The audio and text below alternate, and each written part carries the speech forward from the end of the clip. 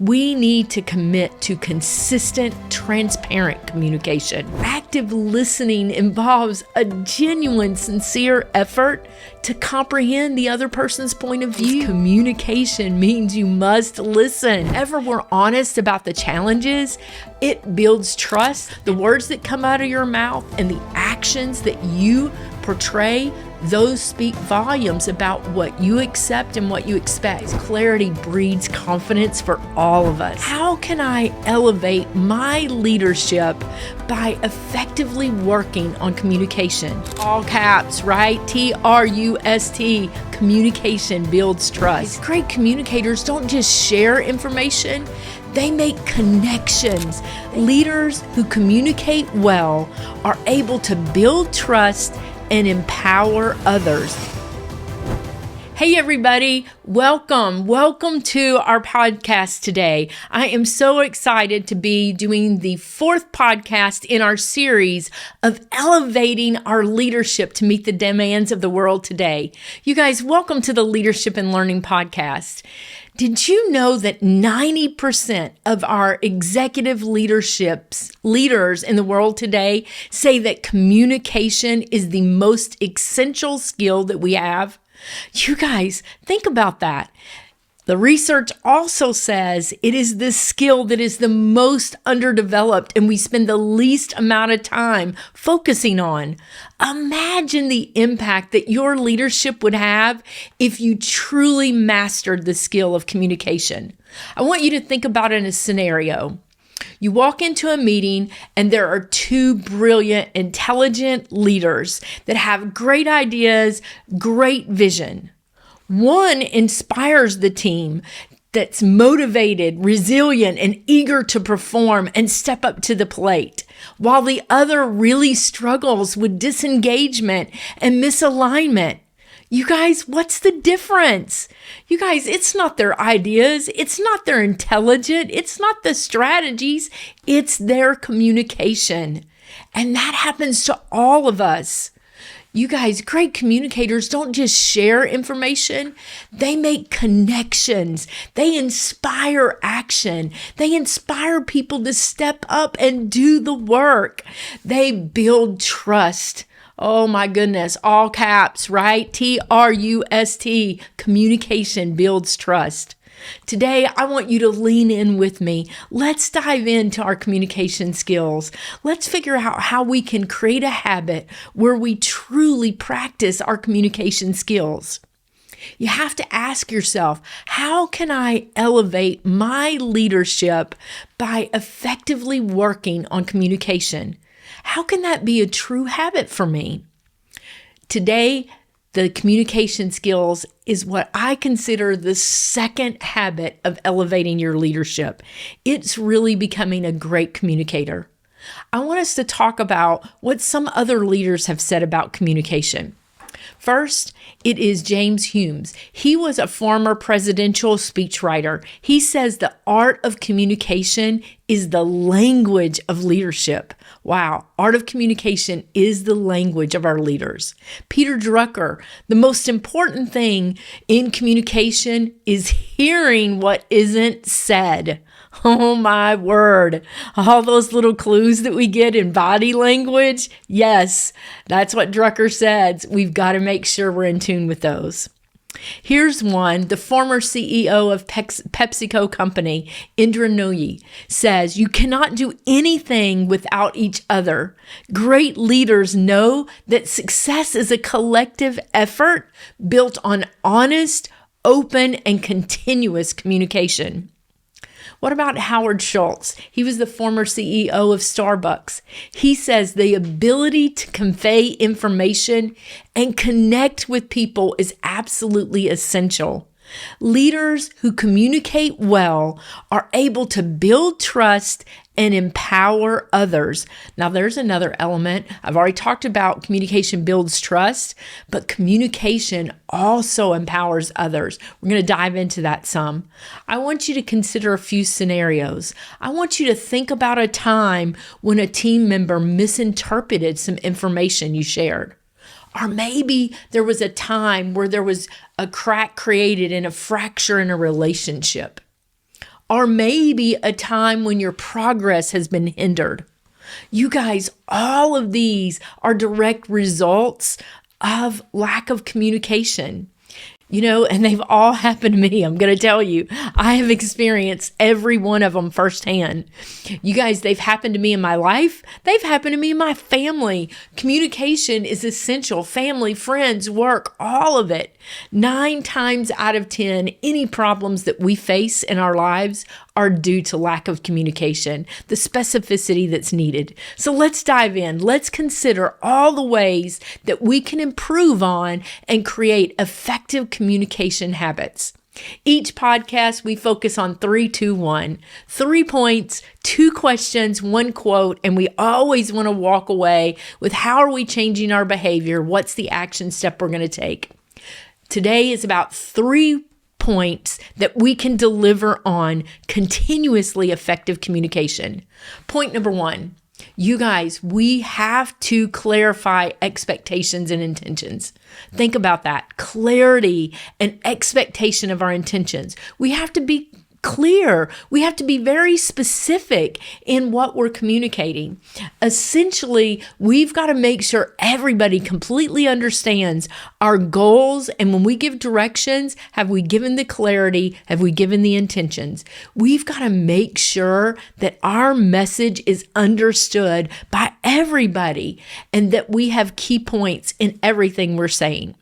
When you clarify expectations, you create a foundation for your team and the people around you that gives them safety because they know this is the world, this is the environment that I'm working in. It gives them confidence. It gives them confidence because they know what is expected of them. And you guys, it provides direction. We all need that direction and clarity. You guys, clarity breeds confidence for all of us. Clarity brings confidence. Think about that. You guys that maybe you're teachers of the littles, those littles, when they know what they're supposed to do, they think about their confidence when they sing the alphabet song, right? They know what to do. It's awesome to see the light bulbs go off. Clarity breeds confidence in those championship teams when they know how to execute the play. Clarity is a game changer. So how do you do this? We have to learn to speak in specifics. First and foremost, we have to be clear. We have got to eliminate any confusion that may exist. Think about your last faculty meeting. Think about your top 3 instructional focuses. What does the word rigor mean for you? What does student engagement mean? Think about all the buzzwords we use. Have we created clarity and the specifics on how to deliver those? When they leave a meeting with you, are they all walking out with clarity and no miscommunication? Secondly, you guys, clarity means defining the desired results. Think about that. I know I've done this. A lot of times we cast a vision, right? We say all the goals. We say, this is where we're going. But you guys, we've got to define what those results look like. Because if we define the results and what they look like, then we can dive into the specificity of the steps it will take to accomplish those goals. Third, you guys, everyone needs to know the role they play. There's where you're developing trust. There's where you're developing confidence. If I know my role on the team, think about it. Your PLCs, your faculty meetings, heck, your family units. Does everybody know the role they're playing? Everybody on a team needs to understand that. They want to know what's expected of me. And you guys, clarity and communication means what's expected of me for the whole of the goals, the results we're wanting to see, but it's also about the clarity of what's expected of me in this moment. Maybe it is a meeting. Maybe it is something that is being facilitated by that individual, but we have to be clear on what the expectation is. What's the expectation of me in this moment? A leader is somebody that has to inspire the incremental change in others.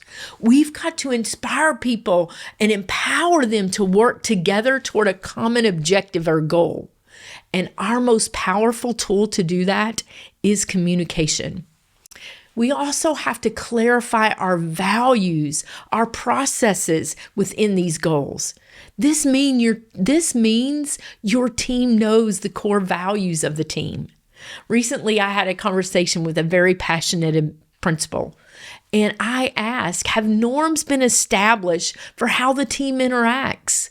Have the norms been established as far as the language that should be used in meetings?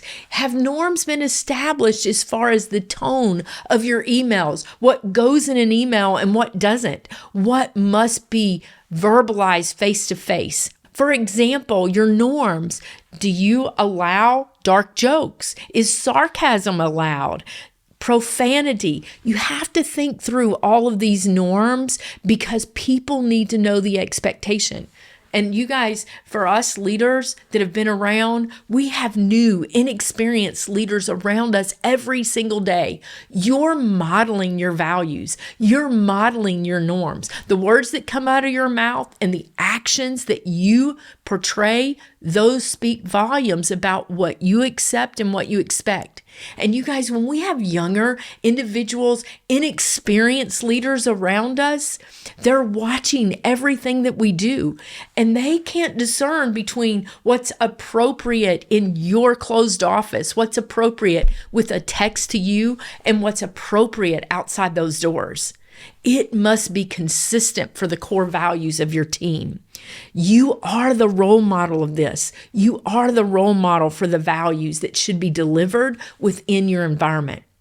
Clarifying processes also matters. It means everybody knows, again, their expectation for them. But when we clarify processes, what's so cool about that is it allows people to rise up to their potential. It allows the individuals around you to be innovative and be creative because they know the direction we're going. They know the possibilities. They know the opportunities. You guys, point number 2. We need to commit to consistent, transparent communication. We have to speak openly. And the transparency that I'm talking about is that we talk open and regularly and consistent about our goals. And we have to be honest about the challenges to face them. You guys, whenever we're honest about the challenges, it builds trust and continues to build on the confidence we're looking for. You guys, I always have to caution myself because I do want to be super optimistic about what I'm doing. I want to believe it with every ounce of my being. I want to know that we can accomplish those goals. So I have a tendency to constantly, we can do this. Here's our goal. You guys, let's stay the course. And I have great vision for that. I believe in the people around me. But you guys, sometimes when I'm so overly optimistic, when I'm so focused on those results, I forget to stop and breathe and acknowledge the challenges that we face.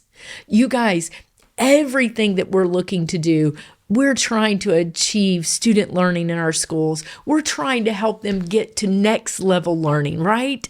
It's happening every single day. Our goals are high, but there are great challenges that people face. And to create transparency, we have to acknowledge the challenges. We have to acknowledge the limited bandwidth that teachers have, the limited bandwidth that they have on preparing for the classroom. We have to acknowledge the limitations sometimes, whether it's resources, financial, material, supplies, whatever it is, we must be candid and transparent in those. When we do that, again, the trust factor of our team really strengthens. So you've got to think about these communications. We need to work with the transparency to keep the team informed. We need to make transparency an absolute priority. We've got to update on any relevant information. We need to update the team immediately when there are changes. We need to update the team when decisions are made that will affect them. It's really important. If they're in the journey with us, if we've cast a vision, if we've established our goals, then we must constantly be transparent and update our team as soon as any changes occur.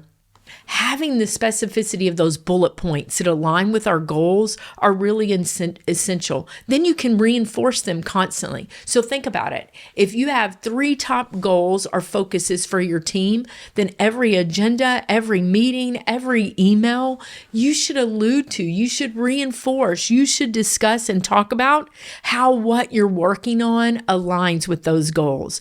We need to make sure that our communication is consistent. That consistency will make a difference for everybody. Point number 3, communication's 2 ways. You guys, communication means you must listen. Ask yourself, am I a good active listener? Man, I work on this every day because my mind's spinning. It's going 100 miles an hour. And I'm just going to be honest. If I'm working with somebody and supporting them, I sometimes think, well, it'd be a lot easier if I just tell you what to do. You guys, that's not how it works. You got to listen. You got to think about how they process information. You need to let them navigate the learning. You need to ask questions instead of telling them what to do. I have to rein myself in. There's probably some of you listening to this right now and say, Spain, you didn't do that. You told me what to do. I need to do better. I know. You guys, we need to think about this. Let's dive into some ways that we can hold ourselves accountable and develop a strong habit of being an active listener. The first way is we have to eliminate distractions and be fully present. That is critical, you guys. Effective leaders make a habit of being totally, entirely focused on the person that's speaking. They put aside phones, laptops, any other distractions. They put their phone on silent. They let their administrative assistant know, I do not want any interruptions for this meeting. You guys, this means dedicating ourselves, our full attention to the person that's in front of us. That shows great respect and it elevates the relationships that we have with the individuals that we work with. When we devote and we lean in, we're learning that person's perspective. You guys, this also works in our personal lives. My grandkids have really helped me in this area because I can tell you, for them, I'm the Zaza. They'll say, Zaza, I can't talk to you when you're on your phone. They do not like me having a phone in my hand when I'm spending time with them. And you know what? They deserve better. I need to be intentional about my time. So think about it. Think about the dinners, when you go out with your friends, when you go out with your spouse, whoever it is, maybe your team. We need to be intentional and we need to be in the moment. We need to make sure we're active listeners. We need to make sure that they understand we value them. We value their time. We value their perspective. Next, we need to listen to understand, not to respond. How many of us does that hit us right in the face?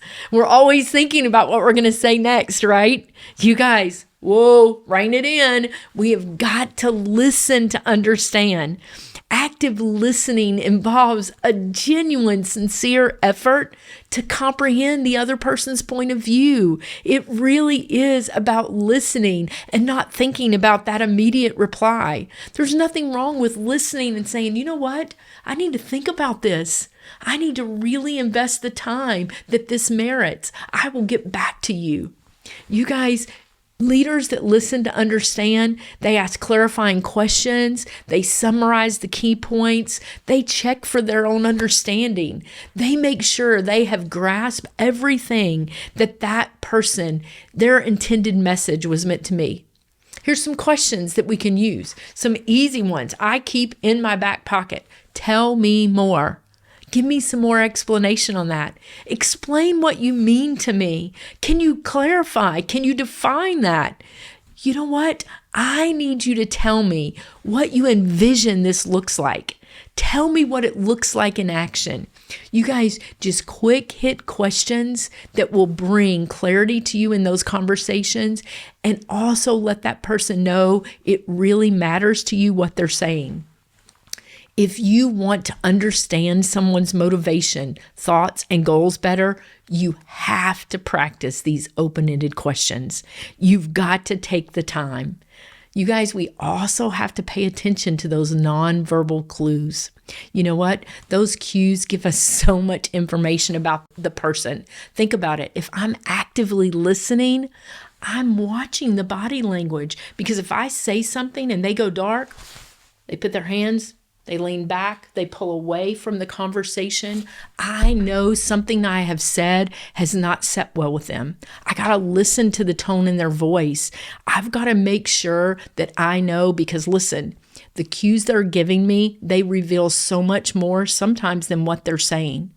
Recognizing and responding to these cues help us as leaders better understand what's going on. It also speaks volumes to that person that you're truly paying attention in the conversation. It also helps with our empathy and our connection to what's going on. But you guys, I got to tell you, responding to those cues sometimes, man, it is tough. It is difficult. I know for me, especially when I was first starting out. Let's say I'm in a conversation with somebody and I'm talking and I'm listening to them and I say something in response, and suddenly I can see the look. I can see eyes welling up. I can see frustration or anger on their face. You guys, as soon as I saw that, I wanted to end the conversation as fast as I possibly could. I would just closure, boom, we're done here, right? And I would rush through things. That's not how we need to handle these. You guys, here's how I try now to handle those conversations. Let's say the conversation went and I saw body language. I'm like, you know what? I got to stop and call a timeout, because something I just said really changed the tone of this conversation. I can see it in your demeanor. I can see it in your facial expression. And I need you to know right now that what's in my heart and what just came out of my mouth, your facial expression tells me that I did not present that in the way it was intended. I need to stop. I need to stop in that moment. You guys, when we acknowledge that change and we ask more information, tell me more. Tell me what you heard me just say. Because sometimes what I'm thinking, and if my mind's racing and I get ahead of myself, I'm not being clear. I'm not being empathetic. You guys, we have to learn to stop in those moments and acknowledge what's going on. The next action we can take is use reflective and affirmative responses. When I was teaching, and even when I do PDs, I have an activity called Stand and Deliver. And that's where I want people to stand, deliver. And when I do this, I explain to them how I want them to project their voice and make sure they're communicating clearly. But I also give the expectation for those in the audience. I'm like, your job is to look, listen, lean into what the person's saying. Validate, acknowledge, smile. You guys, effective listeners really affirm that the speaker is actually getting through to them, okay? You may do it by paraphrasing. This is what I heard you say. It may be gentle affirmations or acknowledgement. I see that. I understand. I'm hearing what you're saying. That makes sense to me. You guys, these reflective responses show the person that you are genuinely engaged in the conversation and you value their input.